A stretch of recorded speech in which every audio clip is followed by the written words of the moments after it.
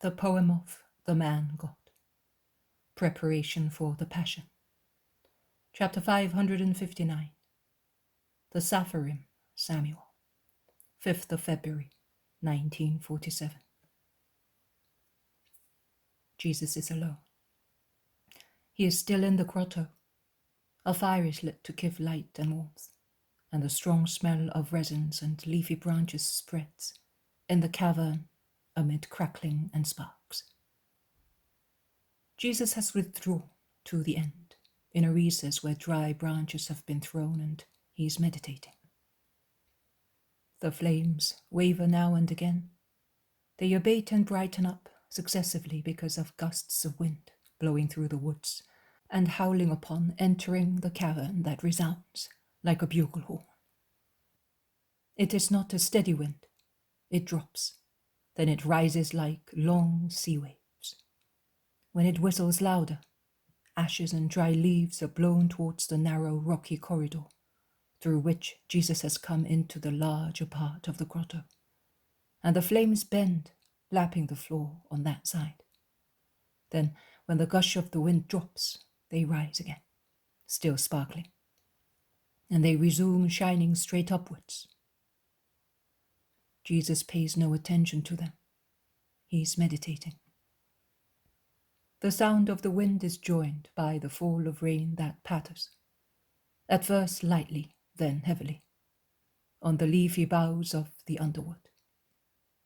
A real downpour soon changes the paths on the slopes into little roaring torrents. The noise of the water is now the prevailing one as the wind has slowly dropped. The very faint light of the stormy twilight and that of the fire, which is reddish but does no longer blaze for want of fuel, scarcely light up the cavern, and the corners are in darkness. Jesus, dressed in dark robes as he is, can no longer be seen. Only when he lifts his head, which is bent on his raised knees, it is possible to see a faint gleam against the dark wall. Outside the grotto, on the path, there is the noise of steps and of anxious words, as if they were uttered by someone who is tired and weary.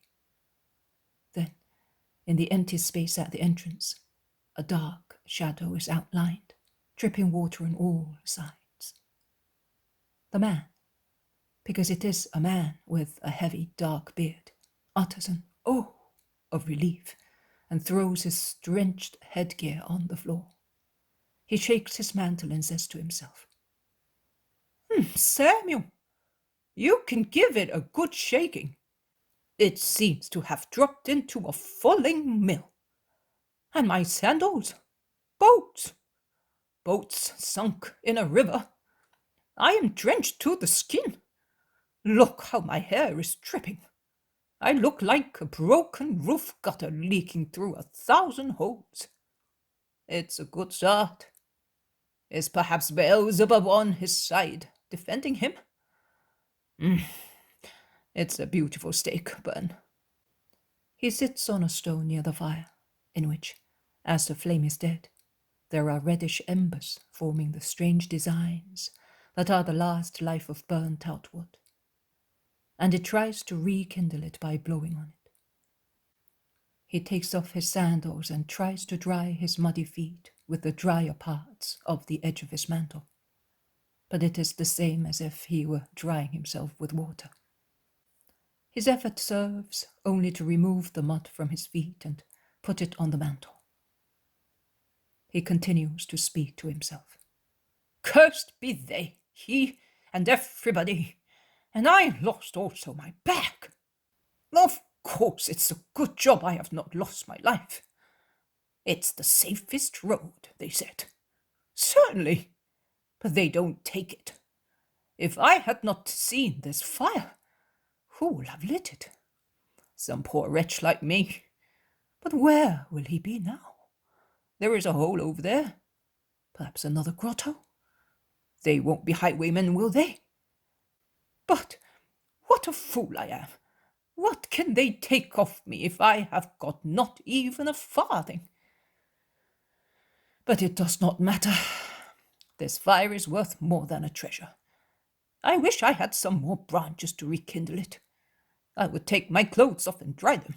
Oh, I say, this is all I have until I go back.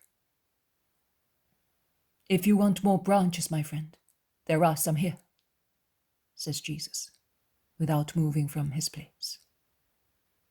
The man, whose back was turned towards Jesus, starts at the sudden voice and jumps to his feet, turning round. He looks frightened. Who are you? He asks, opening his eyes wide, trying to see. A wayfarer like you. I lit the fire, and I am glad it served to guide you. Jesus approaches him with a bundle of sticks in his arms, and he throws them near the fire, saying, Rekindle the flame before everything is covered with ash. I have neither flint nor tinderbox, because the man from whom I borrowed them went away after sunset. Jesus speaks in a friendly way, but he does not come forward so that the fire may illuminate him. On the contrary, he goes back to his corner and remains well enveloped in his mantle. The man, in the meantime, bends to blow hard on some leaves he has thrown on the fire, and he remains thus busy until the flame rises. He laughs, throwing thicker and thicker branches that rekindle the fire. Jesus, sitting in his place, watches him. I should now take my clothes off and let them dry. I prefer to be nude rather than be wet. But I cannot even do that. A slope slid down, and I found myself under a fall of earth and water. Ah, I am settled now. Look, I have torn my tunic. Cursed journey! I wish I had infringed the Sabbath. I didn't. I stopped until sunset. Later, and what shall I do now? To save myself, I let my bag go, and now it will be down at the bottom of the valley, or it will be entangled in some bush I wonder where. Here is my tunic. It is dry and warm. My mantle is enough for me. Take it. I am in good health. Be not afraid. And you are good, a good friend. How can I thank you? By loving me as if I were your brother. By loving you as if you were my brother? But you do not know who I am, and if I were wicked, would you wish to have my love? I would, to make you good. The man, who is young, about the same age as Jesus, lowers his head, meditating. He is holding Jesus' garment in his hands, but he cannot see it. He is pensive, and he automatically slips it on over his bare skin, because he has stripped himself completely, also of his vest. Jesus, who had gone back to his corner, asks him, When did you have some food? At the 6th hour. I was to have a meal when I arrived in the village down in the valley, but I lost my way, my bag, and my money. I have still some remnants of food here. I was to eat them tomorrow. Take them. Fasting is no burden to me. But if you have to walk, you will need some strength. Oh, I am not going far, only as far as Ephraim. Ephraim? Are you a Samaritan? Does that irritate you? I am not a Samaritan. In fact, your accent is Galilean. Who are you? Why do you not uncover your face? Have you to hide yourself because you are guilty? I will not denounce you. I am a wayfarer, I have already told you. My name would mean nothing to you, or it would mean too much. In any case, what is a name? When I give you a garment for your frozen body, some food to appease your hunger, and above all, my pity for your heart, do you need to know my name to feel the comfort of dry clothes, of food, and love? But if you wish to give me a name, call me Pity. There is nothing disgraceful compelling me to hide myself, but not because of that you would give up denouncing me, because in your heart there is a bad thought, and bad thoughts yield fruits of evil deeds. The man starts and approaches Jesus, but only Jesus' eyes can be seen, and they are almost veiled by his lowered eyelids. Take the food, my friend. There is nothing else to be done. The man goes back to the fire and begins to eat slowly, without speaking. He is pensive. Jesus is all curled up in his little corner. The man refreshes himself slowly. The warmth of the flames, the bread and roasted meat given to him by Jesus, make him happy. He stands up. He stretches himself. He lays the cord which he used as a belt from a rock splinter to a rusty hook. Goodness knows who fixed it there and how long ago, and hangs his tunic, mantle, headgear to dry on it. He shakes his sandals and puts them near the fire, which he tends generously. Jesus seems to be dozing. The man also sits down and is pensive. He then turns round to look at the unknown man. He asks, "Are you sleeping?" Jesus replies, "No, I am thinking and praying." "For whom?"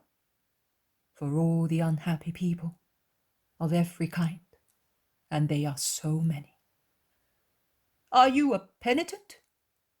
"I am a penitent. The earth is in great need of repentance, so that the weak living on it may be given strength to reject Satan." "You are right. You speak like a rabbi. I am a good judge, because I am a Saphorim. I am a disciple of Rabbi Jonathan ben Uzziel, his dearest disciple.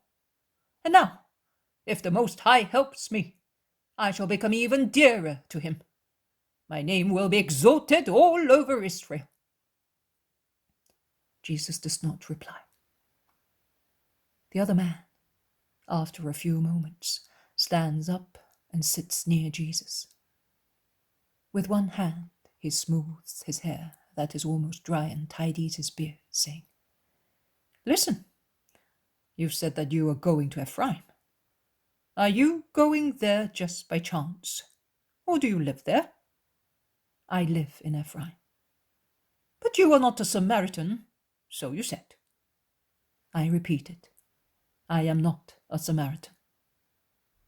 "And who can live there if not?"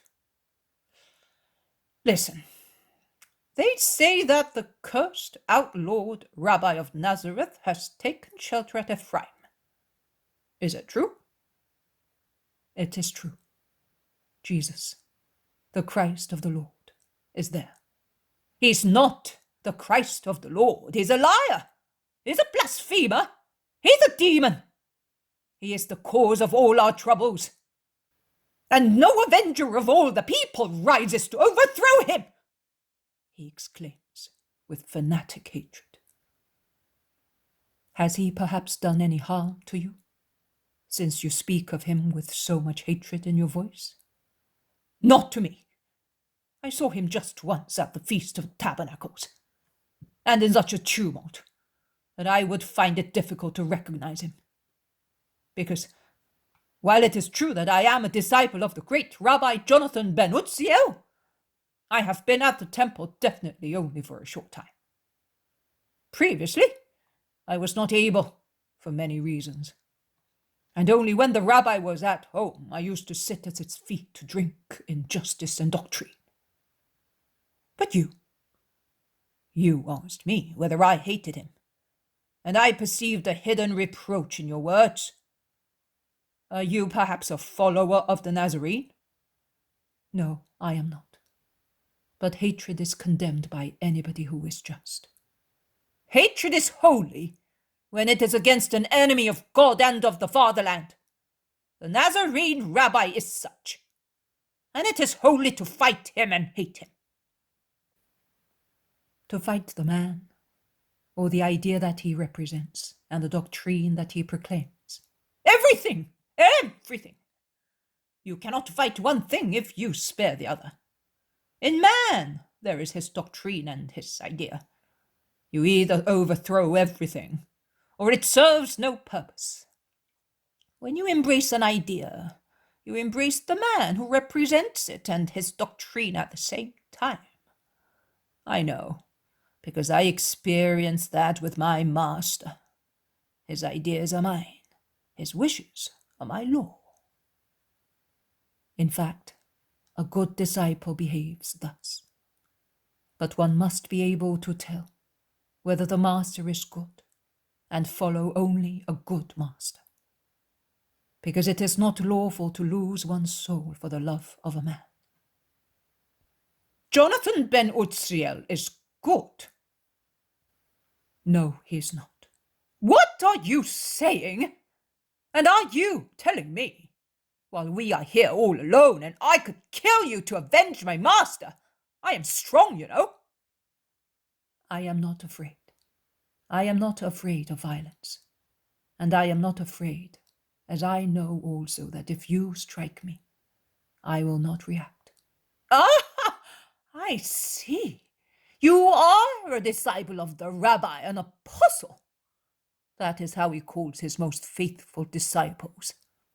And you are going to join him. Perhaps the man who was with you was another one like you, and you were waiting for someone like you. Yes, I am waiting for someone. For the rabbi, perhaps. There is no need for me to wait for him. He does not need my word to be cured of his disease. His soul is not diseased, neither is his body. I am waiting for a poor soul that is poisoned and raving, to cure it. You are an apostle. We know, in fact, that he sends them to evangelize as he is afraid to go himself, since he was condemned by the Sanhedrin. That is why you follow his doctrine. It is his doctrine not to react against those who offend. It is his doctrine because he teaches love, forgiveness, justice, meekness. He loves both enemies and friends because he sees everything in God. Oh, if he should meet me as I hope, I will meet him. I don't think he will love me. It would be foolish of him. But I cannot tell you as you are his apostle, and I regret what I have already told you. You will inform him. There is no need, but I solemnly tell you that he will love you. Nay, he loves you, notwithstanding that you are going to Ephraim to ensnare him and hand him over to the Sanhedrin, who have promised a large reward to whoever will do that. Are you a prophet? Or have you the python's spirit? Has he transmitted his power to you?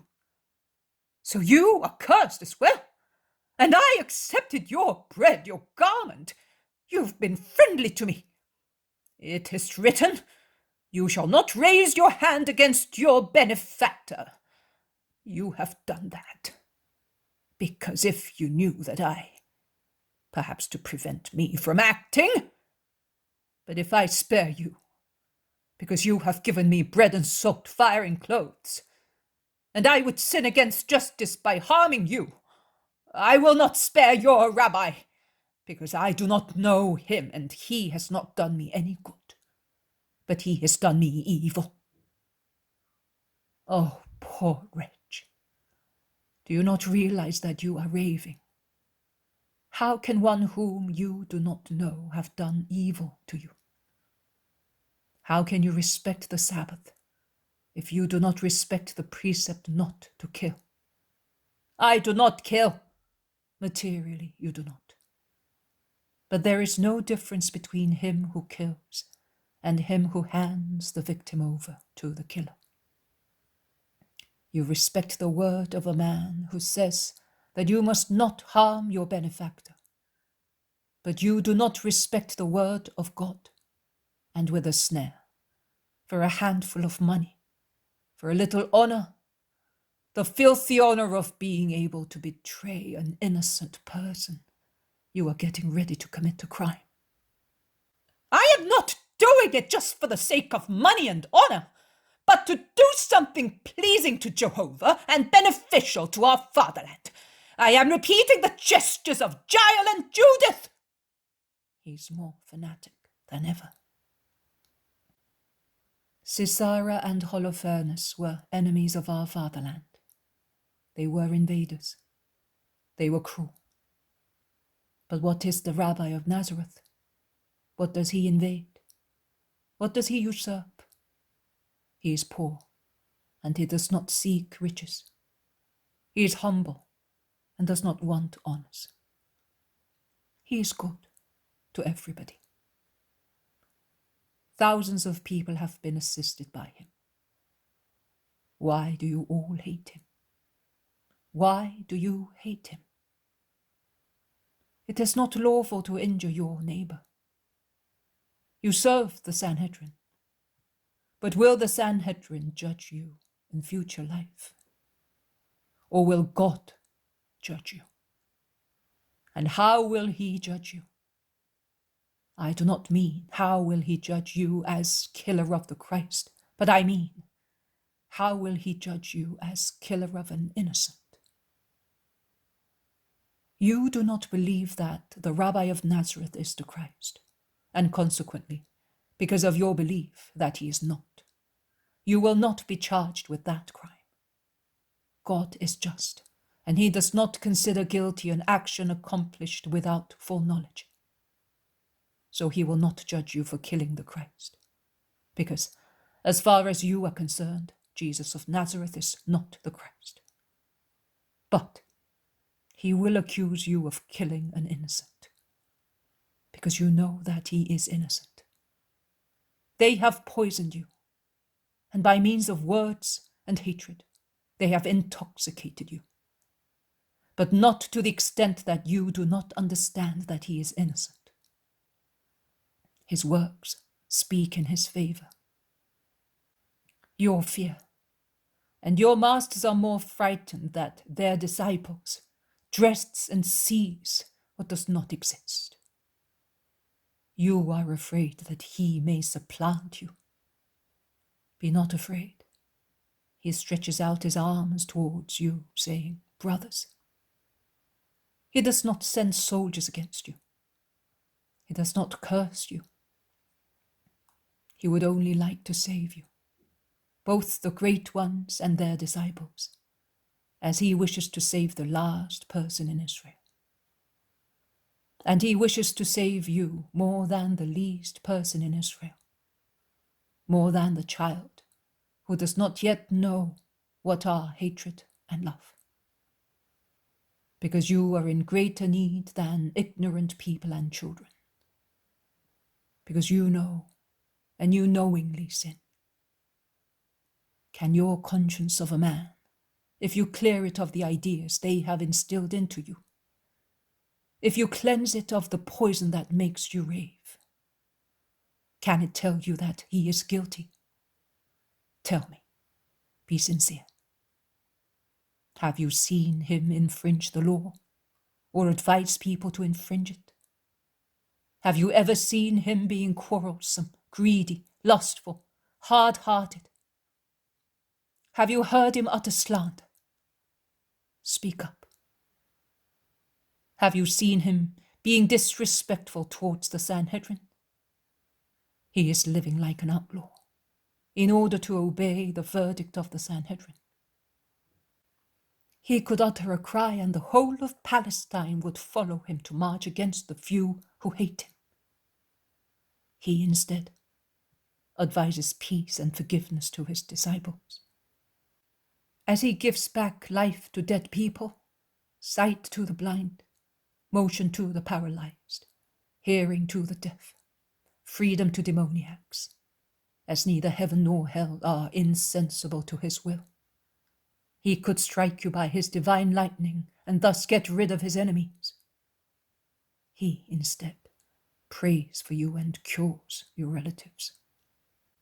He cures your hearts. He gives you bread, clothes, fire. Because I am Jesus of Nazareth, the Christ, whom you are looking for, to have the price promised to who hands him over to the Sanhedrin, and the honor of being the liberator of Israel. I am Jesus of Nazareth, the Christ. Here I am. Take me. As Master and as Son of God, I free you from the obligation of not raising your hand, and I absolve you of the sin of raising it against your benefactor. Jesus has stood up, removing his mantle from his head, and he stretches out his hands as if they were to be caught and tied. But tall as he is, and he seems even more slender as he is left with only his short, close-fitting vest on, with his dark mantle hanging from his shoulders, holding himself upright, his eyes fixed at the face of his persecutor, in the mobile reflection of the flames that illuminate highlights in his flowing hair and make the large pupils of his eyes shine with the sapphire circles of the irises. So majestic, so frank and fearless, he commands more respect than if he was surrounded by an army of defenders. The man is fascinated, paralyzed with astonishment. Only after some time he's able to whisper, You!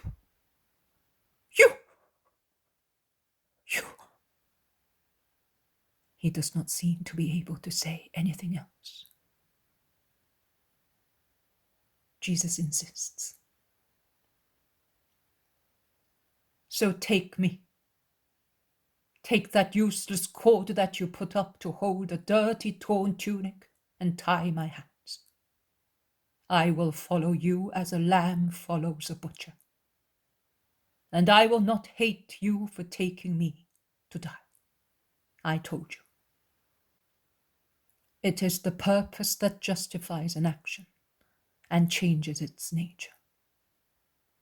As far as you are concerned, I am the ruin of Israel, and you think that by killing me, you will save Israel. You believe that I am guilty of all crimes, and therefore you are serving justice by suppressing a criminal. So, you are not more guilty than the executioner who carries out the order he received. Do you wish to sacrifice me here, on the spot? Over there, at my feet, there is the knife with which I sliced your bread. Take it. From a blade that served for the love for my neighbor, it can be changed into the knife of the sacrificer. My flesh is not harder than the roasted lamb that my friend had left me to appease my hunger, and that I gave you to satisfy the hunger of my enemy. But you are afraid of the Roman patrols. They arrest the murderers of an innocent, and they do not allow justice to be administered by us, because we are the subjects and they are the rulers. That is why you dare not kill me, and then go to those who sent you with the slaughtered lamb on your shoulders, like goods that make one earn money. Well, leave my corpse here and go and inform your masters, because you are not a disciple, you are a slave. So much have you renounced the sovereign freedom of thought and will that God himself leaves to men. And you serve your masters servilely, to the extent of committing a crime. But you are not guilty. You are poisoned. You are the poisoned soul that I was waiting for. Come on then. The night and the place are propitious to crime. I am wrong to the redemption of Israel. Oh, poor boy. You are speaking prophetic words without being aware of it. My death will really be redemption, and not only of Israel only, but of all mankind. And I have come to be sacrificed, and I am longing to be sacrificed, so that I may be the Savior of everybody. You, the Saphorim of learned Jonathan ben Uzziel, certainly know Isaiah. Here is the man of sorrows in front of you. And if I do not seem to be such, if I do not seem to be the man whom also David saw, with my bones laid bare and disjointed, if I am not like the leper seen by Isaiah, it is because you do not see my heart. I am one big sore. Your indifference, your hatred, your hardness and injustice have wounded and broken me completely. And did I not hide my face while you were despising me for what I really am? The Word of God, the Christ. But I am the man accustomed to suffering. And do you not consider me as a man struck by God? And do I not sacrifice myself because I want to do so, to cure you through my sacrifice? So, strike me. Look, I am not afraid, and you must not be afraid. Because I am the innocent, and I do not fear the judgment of God. And also because by offering my neck to your knife, I have God's will fulfilled, anticipating my hour a little for your welfare. Also, when I was born, I anticipated the time for your sake, to give you peace before the time. But you have turned my anxiety of love into a weapon of denial. Be not afraid. I do not invoke the punishment of Cain on you or the lightning of God. I pray for you. I love you, nothing else. Am I too tall for your hand of a man? Well, it is true. Man, in fact, could not strike God if God of his own will did not put himself into the hands of man. Well, I kneel down before you. The Son of Man is before you, at your feet. So, strike me. Jesus, in fact, kneels down and offers the knife, holding it by the blade, to his persecutor, who withdraws, whispering, "No, no. Come on, a moment of courage, and you will be more famous than Jael and Judith. Look, I am praying for you. Isaiah said so, and he prayed for sinners. Are you not coming yet? Why are you going away? Perhaps you are afraid you may not see how a God dies. Well, I will come there, near the fire. There is always a fire at sacrifices.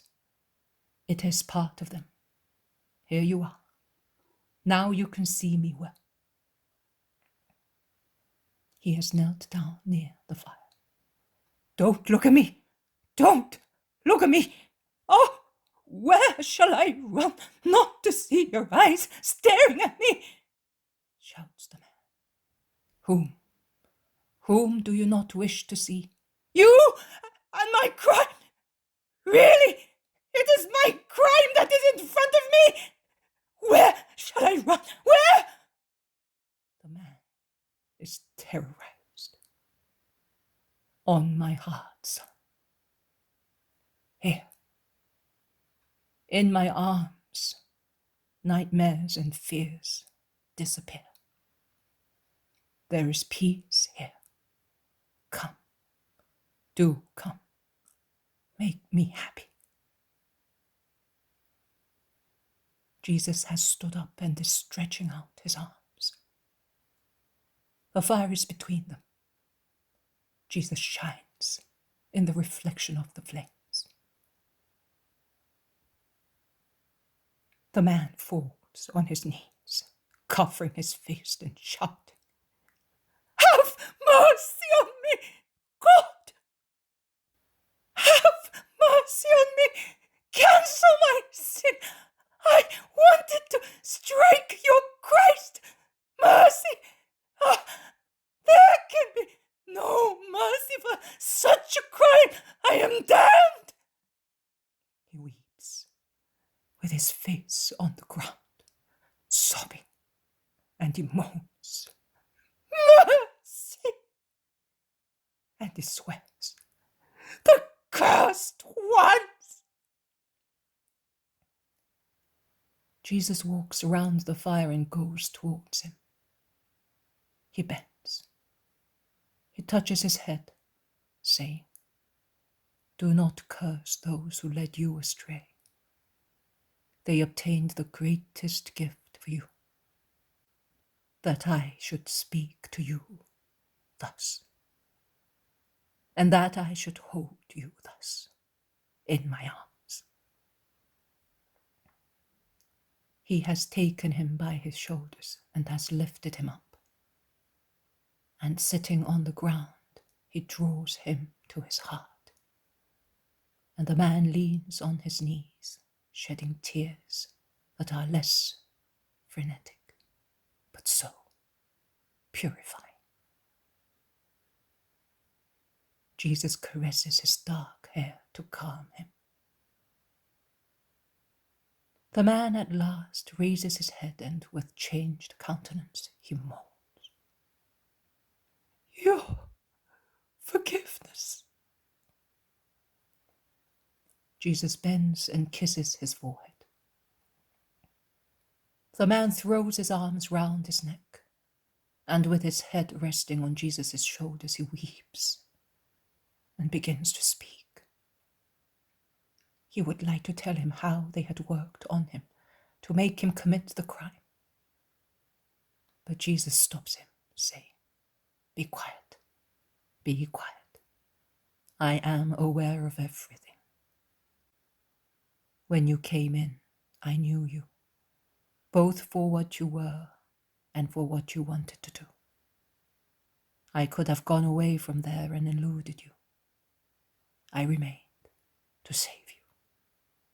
And you were saved. The past is dead. Do not recall it." "But are you so confident?